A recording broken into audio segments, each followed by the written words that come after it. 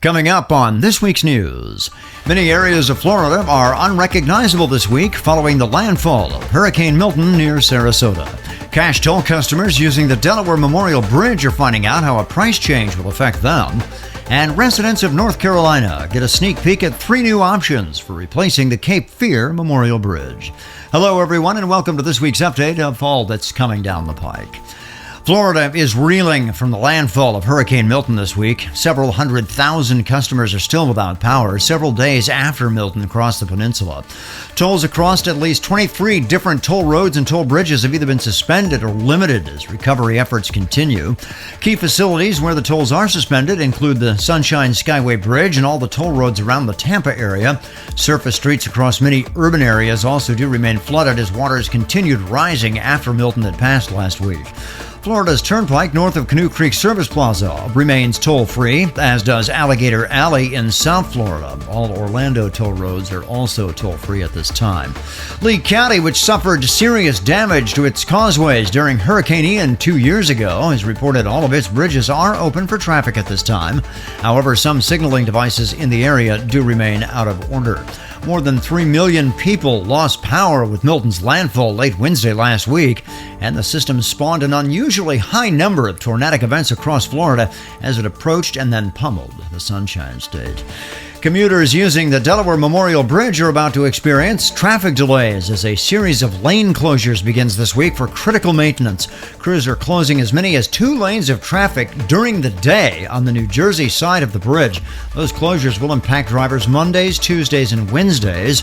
The remaining days will have single lane closures, but overnight, 3 lanes of traffic will be closed. These closures are necessary so crews can begin to replace bridge joints and perform underdeck cleaning operations. The lane closures will continue through the end of October. At least, that is the current schedule. Meanwhile, cash customers who use the Delaware Memorial Bridge have found out how much at least one of 2 planned toll increases will be impacting their pocketbooks. A pair of public hearings was held during the past week by the Delaware River and Bay Authority to roll out plans and maintenance funding needs for the Delaware Memorial Bridge in the coming years. And that does include a $1 increase in passenger car tolls in April of 2025 and an unspecified toll increase no earlier than January 2027. The toll hike, however, will only impact cash customers, with DERBA's Executive Director Thomas Cook stating the agency's goal is to encourage drivers to adopt cashless tolling technology. Cook says the goal is to have as much as 85% of customers using EasyPass or another compatible transponder. A public comment period about the toll increase remains open until November 15. You can submit your comments to contact_us@derba.net.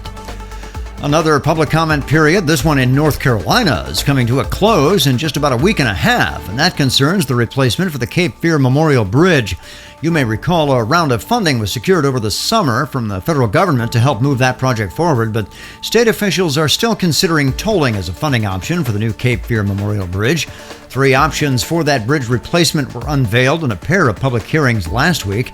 To leave a comment on the replacement for the Cape Fear Memorial Bridge, you can email Cape Fear Memorial Bridge at publicinput.com or call 984-205-6615. That comment period closes on October 25th.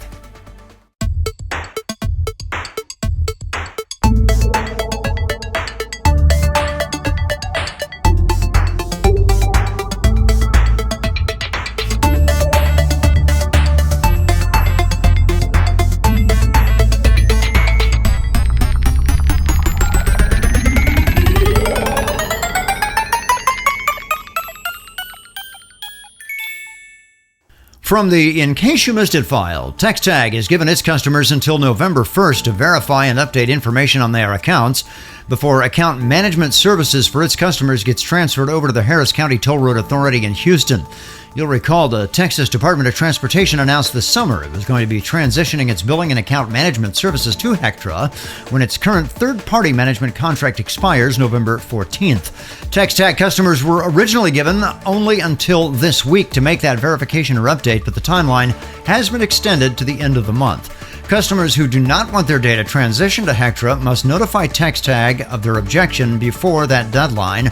Those customers will be given refunds on their accounts. Meanwhile, those holding TxTags who do agree to let their accounts transition to Hectra will still be able to use their existing TxTag transponders. The actual transition itself is still up in the air, however. The TxTag website uses language suggesting the Hectra takeover at TxTag has not yet been finalized.